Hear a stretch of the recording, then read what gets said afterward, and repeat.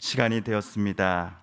다 같이 사도신경으로 신앙 고백하며 2022년 7월 8일 금요일 새벽 기도에 함께 시작하겠습니다. 나는 전능하신 아버지 하나님 천지의 창조주를 믿습니다. 나는 그의 유일하신 아들 우리 주 예수 그리스도를 믿습니다. 그는 성령으로 잉태되어 동정녀 마리아에게서 나시고 본디오 빌라도에게 고난을 받아 십자가에 못 박혀 죽으시고 장사된 지 사흘 만에 죽은 자 가운데서 다시 살아나셨으며 하늘에 오르시어 전능하신 아버지 하나님 우편에 앉아 계시다가 거기로부터 살아있는 자와 죽은 자를 심판하러 오십니다. 나는 성령을 믿으며 거룩한 공교회와 성도의 교제와 죄를 용서받는 것과 몸의 부활과 영생을 믿습니다. 아멘. 오늘 우리 함께 읽을 기록된 하나님 말씀 레위기 제16장 11에서 22절까지의 말씀입니다. 구약 171쪽경에 있는 레위기 제16장 11절에서 22절까지의 말씀 오늘 우리 함께 읽고 묵상하겠습니다. 아론은 자기를 위한 속죄제의 수송아지를 드리되 자기와 집안을 위하여 속죄하고 자기를 위한 그 속죄제의 수송아지를 잡고 향로를 가져다가 여호와 앞 제단 위에서 피운 불을 그것에 채우고 또 곱게 간 향기로운 향을 두 손에 채워 가지고 휘장 안에 들어가서 여호와 앞에서 분향하여 향연으로 증거께 위 속죄소를 가리게 할지니 그리하면 그가 죽지 아니할 것이며 그는 또 수송아지의 피를 가져다가 손가락으로 속죄소 동쪽에 뿌리고 또 손가락으로 그 피를 속죄소 앞에 7번 뿌릴 것이며 또 백성을 위한 속죄제 염소를 잡아 그 피를 가지고 휘장 안에 들어가서 그 수송아지 피로 행함같이 그 피로 행하여 속죄소 위와 속죄소 앞에 뿌릴지니 곧 이스라엘 자손의 부정과 그들이 범한 모든 죄로 말미암아 지성소를 위하여 속죄하고 또 그들의 부정한 중에 있는 회막을 위하여 그같이 할 것이요 그가 지성소에 속죄하러 들어가서 자기와 그의 집안과 이스라엘 온 회중을 위하여 속죄하고 나오기까지는 누구든지 회막에 있지 못할 것이며 그는 여호와 앞 제단으로 나와서 그것을 위하여 속죄할지니 곧 그 수송아지의 피와 염소의 피를 가져다가 제단 귀퉁이 뿔들에 바르고 또 손가락으로 그 피를 그 위에 7번 뿌려 이스라엘 자손의 부정에서 제단을 성결하게 할 것이요 그 지성소와 회막과 제단을 위하여 속죄하기를 마친 후에 살아있는 염소를 드리되 아론은 그의 두 손으로 살아있는 염소의 머리에 안수하여 이스라엘 자손의 모든 불의와 그 범한 모든 죄를 아뢰고 그 죄를 염소의 머리에 두어 미리 정한 사람에게 맡겨 광야로 보낼지니 염소가 그들의 모든 불의를 지고 접근하기 어려운 땅에 이르거든 그는 그 염소를 광야에 놓을지니라. 아멘.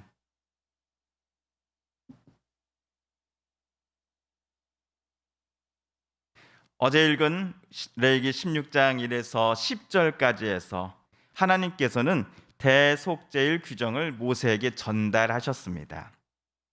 대속죄일이란 유대인 종교 달력으로 7월 10일입니다.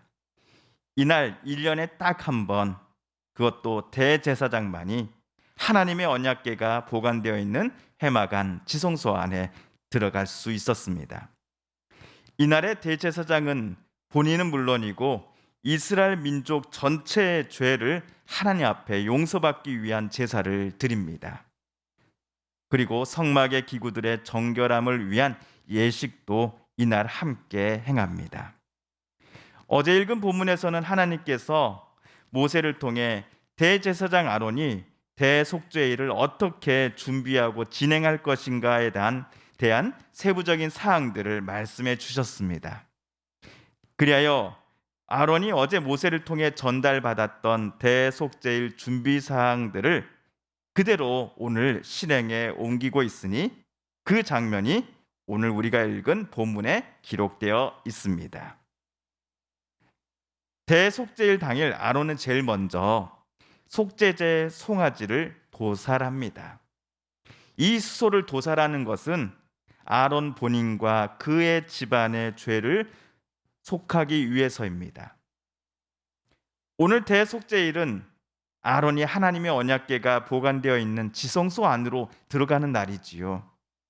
모세가 하나님을 뵈러 시내산 정상으로 올라갔던 것처럼 대속죄일 아론도 하나님 앞에 서고자 지성소로 들어가야 했습니다. 그런데 대제사장이란 직함과 상관없이 아론도 죄 많은 사람입니다. 하나님 앞에서 대제사장이라고 하는 직함이 절대로 죄 많은 인간의 본성을 감춰줄 수 없습니다. 그래서 대속죄일 아론 본인과 그의 집안의 모든 죄를 아론은 수송아지의 안수를 통해 정가시켰습니다. 그런 다음 그 수송아지를 아론이 직접 도살한 것입니다. 그리고 아론은 지성소에 들어가기 직전 번제단에서 가져온 불을 또는 숯을 향로에 가득 담습니다. 또한 곱게 간 향기 좋은 향가루를 두 손으로 가득 떠서는 휘장을 젖히고 이제 지성소 안으로 들어갑니다. 지성소 안에서 아론은 향가루를 숯불에 그 불에 태웁니다. 이때 생겨나는 향의 연기가 있지 않겠습니까? 이 향의 연기가 언약궤의 뚜껑이라 말할 수 있는 속죄소를 온통 뒤덮을 정도가 되어야 한다라고 하나님 말씀하셨습니다. 하나님을 직접 뵌 사람은 어떻게 된다라고 우리가 성경에 알고 있죠? 죽는다라고 되어 있었습니다. 거룩하신 하나님 앞에 죄와 악함이 여전한 사람이 감히 설 수 없기 때문이었지요. 대제사장이라고 하여도 아론 예외가 아니었습니다. 그렇기에 대속죄일 지성소에 들어간 아론이 죽지 않고 살아서 지성소 밖으로 나오고자 한다면 반드시 이 향의 연기가 속죄소를 덮을 정도가 되어야 한다라고 하나님 말씀하신 겁니다. 그런데 오늘 이 장면을 보면서 우리는 약간 좀 거리감을 느낍니다. 왜냐하면 오늘 우리들은 하나님 앞에 어느 때나 나와 기도하고 하나님의 이름을 부르며 하나님 앞에 간청할 수 있기 때문입니다. 이런 우리의 모습을 모세 당시 아론이 혹시 알게 되었다 한다면 야, 라떼는 생각조차 할 수 없었던 일인데 라고 놀라워할지도 모르겠습니다. 그렇다면 저와 여러분이 원한다면 어느 때나 어느 곳에서나 하나님 앞에 나아갈 수 있게 된 이유가 과연 무엇입니까? 첫째는 하나님의 은혜이겠지요. 그리고 둘째는 예수 그리스도께서 우리를 위한 영원한 속죄 제물이 되어 주셔서 우리를 하나님 앞으로 인도해 주셨기 때문일 것입니다. 하나님의 아드님이신 예수께서 자기 생명 바쳐서 우리에게 주신 그 귀한 은혜와 기회를 우리들은 소중히 여겨야 할 것입니다. 예수의 이름을 의지하여 우리는 오늘 또 담대히 하나님의 임재 앞에 나아가 하나님 앞에 부르짖고 간구할 수 있음이 우리의 공로 때문이 아니라 전적으로 하나님의 은혜요 예수 그리스도의 주신 그 생명의 값임을 우리는 기억해야 할 것입니다. 한편 아론은 잠시 지성소 밖으로 나갑니다. 본인과 가족들의 죄를 대신 입히고 도살했던 그 수송아지의 피를 담아 놓았던 그릇을 지성소 안으로 가져오기 위해서입니다. 아론은 그릇에 담긴 그 수송아지의 피를 언약궤의 뚜껑이라 할 수 있는 속죄소 동쪽 편에 뿌립니다. 그리고 손가락으로 피를 찍어서는 속죄소 아래쪽 부분에 7번 뿌립니다. 그런 다음 아론은 또 지성소 밖으로 나갑니다. 이번에는 이스라엘 온 회중의 죄를 대신 짊어지고 도살당한 속죄 제물용 염소의 피를 가져오기 위해서입니다.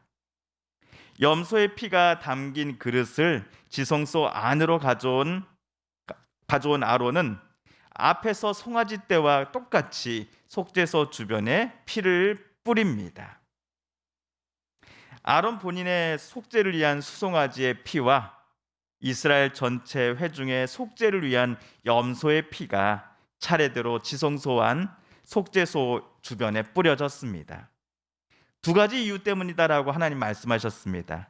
하나는 아론과 이스라엘 회중 전체의 죄를 속죄받기 위해서입니다. 또 하나는 죄가 가득한 사람들의 출입으로 말미암아 거룩함이 훼손되어진 성소와 회막의 상태를 두 제물의 피가 원상 회복시켜 줄 것이다라고 하나님은 말씀하셨기 때문이었습니다. 그런데 아론이 지성소에서 피를 뿌리는 예식을 행할 때에 주의할 점이 하나 있었습니다. 그것은 바로 아론이 지성소 예식을 행하는 동안 어느 누구도 회막 안에 들어와 있어서는 안 된다라는 점입니다. 그렇게 대속죄일 유일하게 아론만이 이 지성소 안에 들어올 수 있었던 것이지요. 지성소 안에서의 모든 예식이 끝나면 아론은 성막 밖으로 나와 제물들을 그동안 태워왔던 번제단 쪽으로 걸어갑니다. 이번에는 이 번제단을 속죄할 차례이기 때문입니다. 아론은 본인의 속죄를 위한 수송아지의 피에 이스라엘 전체의 속죄를 위한 그 순염소의 피를 한 그릇에 합칩니다. 이렇게 합쳐진 두 제물의 피를 아론은 번제단 네 귀퉁이 뿔들에 바릅니다. 그리고는 아론은 두 제물의 피를 자기 손가락에 묻혀서 번제단 주변에 7번 뿌리지요. 이로써 이스라엘 자손의 부정으로 훼손되었던 번제단의 거룩함이 속죄 제물의 피로써 성결하게 되었노라라고 하나님은 선언해 주십니다. 여기까지 하여 언약궤가 있는 지성소 그리고 회막 전체 제단 순으로 그것들의 훼손된 거룩함을 속죄 제물의 피로써 성결하게 하는 예식이 모두 끝이 났습니다. 그 다음 순서는 이스라엘 백성들이 가져온 순염소 2마리 중에 아직 살아남아 있는 한 염소를 안수하고서 광야로 내보내는 일입니다. 자, 21절을 보시면 그 염소의 머리에 아론이 두 손을 얹고 안수하는 장면이 나옵니다. 이때 이스라엘 자손들은 무엇을 하는가 하면 자신들이 지난 한 해 저지른 온갖 악행과 반역 행위와 모든 죄들을 입을 열어 자백하는 시간을 갖습니다. 아론이 대제사장이요 이스라엘의 영적인 대표자로서 살아있는 염소에 안수함으로써 이제 그 염소는 이스라엘 사람 모든 이들의 죄를 대신 짊어지게 되었습니다. 아론은 미리 정한 사람에게 맡겨서는 이 염소를 광야로 내보내게 합니다. 이 염소는 이스라엘 자손의 온갖 죄를 짊어지고 이제 광야로 황무지로 나아가야 합니다. 이 염소를 어제 우리가 10절에서는 아사셀이라고 불렀습니다. 아사셀. 그런데 세상 사람들의 모든 죄를 대신 짊어지고 간다라고 하는 이 아사셀 염소에게서 모든 인류의 죄를 대신 짊어지신 예수 그리스도의 모습이 겹쳐 보입니다. 아사셀 염소는 이때 광야로 가서 죽었을 것입니다. 마찬가지로 십자가에 죽으신 예수님도 돌아가셨습니다. 하지만 예수님은 죽음을 이기고 다시 살아나셨습니다. 한편 아사셀 염소가 광야를 향하여 떠나고 사람들의 시선에서 완전히 사라졌을 때 아론은 또다시 성소 안으로 들어가야 합니다. 아론과 백성들이 속죄 제물과 함께 가져왔던 순양들을 번제 제물로 바치는 제사를 아론이 곧바로 행해야 하기 때문이지요. 자, 이 부분은 우리 다음 주 화요일에 좀 더 자세히 살펴보도록 하겠습니다. 주님께서 가르쳐 주신 기도를 드리며 오늘 새벽 기도의 말씀 묵상을 마치겠습니다. 하늘에 계신 우리 아버지, 아버지의 이름을 거룩하게 하시며 아버지의 나라가 오게 하시며 아버지의 뜻이 하늘에서와 같이 땅에서도 이루어지게 하소서. 오늘 우리에게 일용할 양식을 주시고 우리가 우리에게 잘못한 사람을 용서하여 준 것 같이 우리 죄를 용서하여 주시고 우리를 시험에 빠지지 않게 하시고 악에서 구하소서. 나라와 권능과 영광이 영원히 아버지의 것입니다. 아멘. 사랑하는 성도 여러분, 성삼위 하나님께서 레위기 말씀을 읽고 묵상하는 우리들의 마음 열어주시고 말씀 속에 새겨진 하나님의 음성과 뜻을 깨닫게 해주셨습니다.